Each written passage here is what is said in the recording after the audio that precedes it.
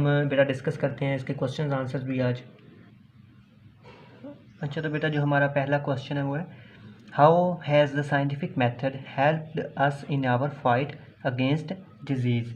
साइंसी तरीकाकार ने बीमारी के ख़िलाफ़ जंग में हमारी कैसे मदद की है। तो इसका आंसर आप लिख सकते हैं बेटा कि scientific method has helped us in many ways to win our fight against disease. के साइंसी तरीकाकार ने बीमारी के ख़िलाफ़ हमारी जो जंग है, लड़ाई है, उसमें बहुत से तरीक़ों से मदद की है। मैनी ईयर्स अगो, बहुत सालों पहले, many children died because of various disease, के बहुत से जो बच्चे थे मुख्तलिफ बीमारियों की वजह से मर जाते थे। With the passage of time, वक्त गुजरने के साथ साथ, the cure of these disease has been find out. वक्त गुजरने के साथ साथ इन बीमारियों का जो इलाज था वो तलाश किया जा चुका है। तो today babies are born in hospitals. आज जो है हमारे जो बच्चे हैं वो अस्पतालों में पैदा हो रहे हैं, पैदा होते हैं। They do not get disease, वो कहते हैं वो बीमारियों का शिकार नहीं होते। We eat fresh and drink pure water, हम ताज़ा खाना खाते हैं और साफ़ सुथरा पानी पीते हैं।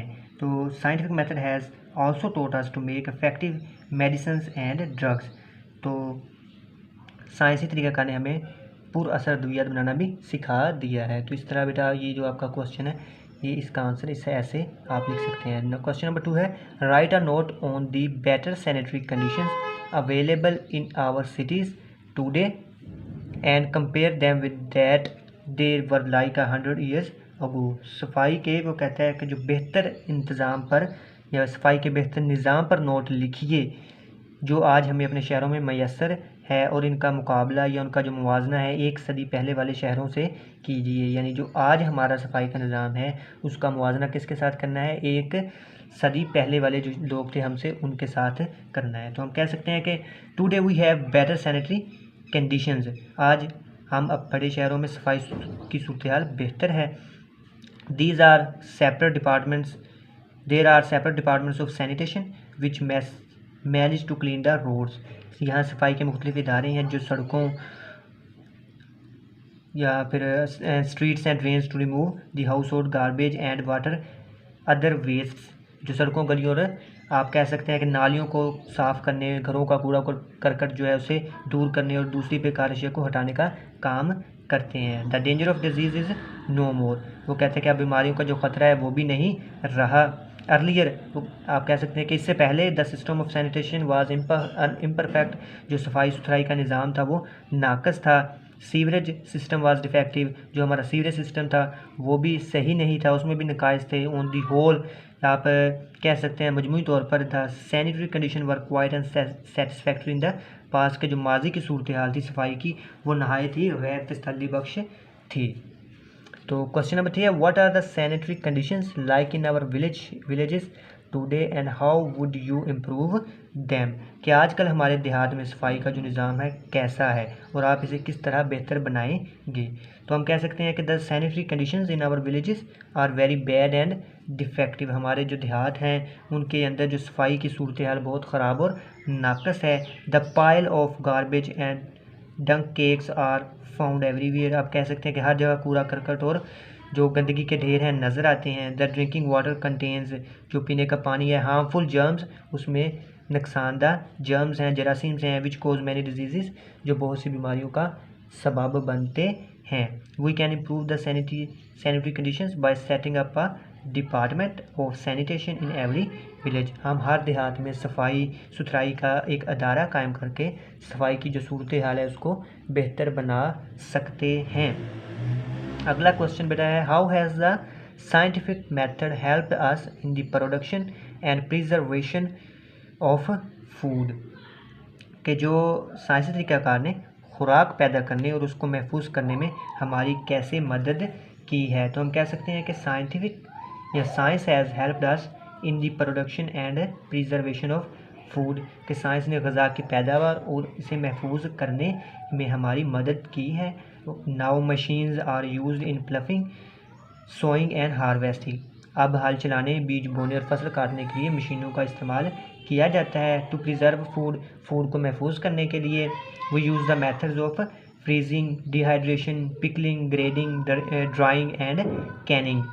तो इसी तरह खुराक को महफूज करने के लिए हम उसे यक बस्ता करते हैं, यानी जमा लेते हैं, पानी खुश्क करते हैं, इसकी दर्जाबंदी करते हैं, उसे सुखाते हैं और उसे डब्बों में बंद करके महफूज कर सकते हैं। क्वेश्चन 5 है कि we are now generally less fearful than our ancestors.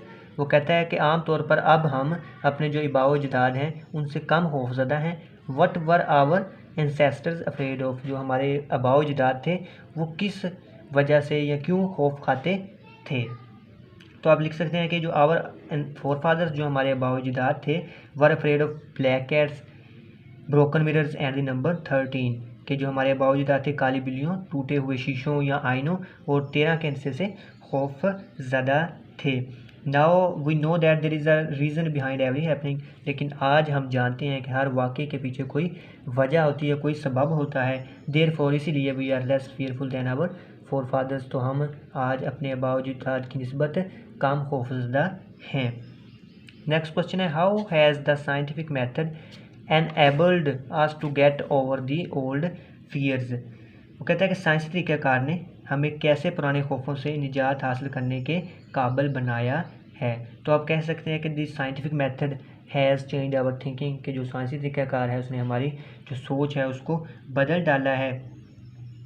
It has opened for us the new ways of medical knowledge which has made us able to control many incurable disease. हमारे लिए तिब्बी इल्म के नए रास्ते खोल दिए हैं साइंस ने, जिसने हमें नाकाबिले इलाज बीमारियों पर काबू पाने के काबिल बनाया है। और आप कह सकते हैं कि we know that there is a solid reason behind every happening, कि हर जो वाक़या है उसके पीछे कोई ना वजह होती है। तो यही वो चीज़ें हैं, therefore we are not afraid of the old fears. तो ये जो चीज़ें हैं यही वजह है कि हम जो पुराने खौफ पाए जाते थे लोगों से में उससे खौफज़दा नहीं होते या उससे हम नहीं डरते। क्वेश्चन 7 है कि what part did astrology play in the lives of man and women in the past, give examples.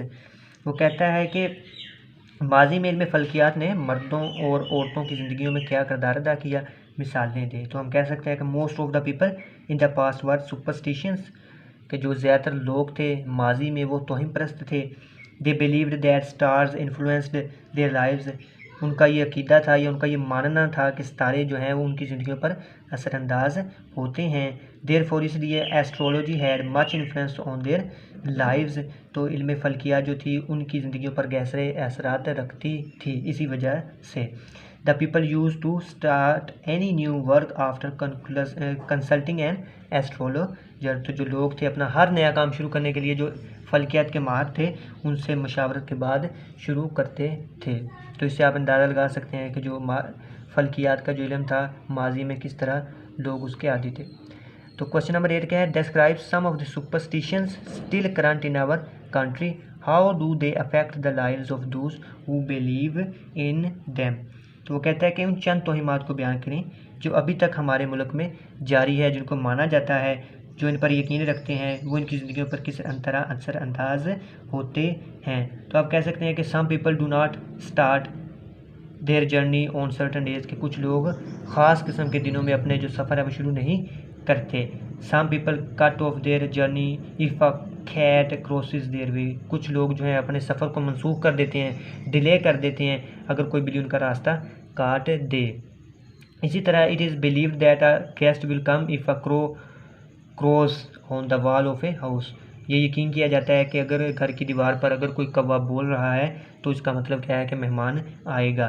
तो superstitions like these cause under undue fear, तो जो इस किस्म के तौहीमात हैं बेवजह खौफ का बायस बनते हैं। ये वो खौफ हैं, ये वो तौहीन परस्ती है जो आज भी हमारे मुल्क में कहीं कहीं इस पर यकीन किया जाता है। तो बेटा ये हो गए आपके क्वेश्चंस, इनको आपने तैयार कर लेना है। हमें क्वेश्चंस ही आने हैं चैप्टर्स में से, तो आपने इनको अच्छी तरह रीड आउट करना है, प्रिपेयर कर लेना है।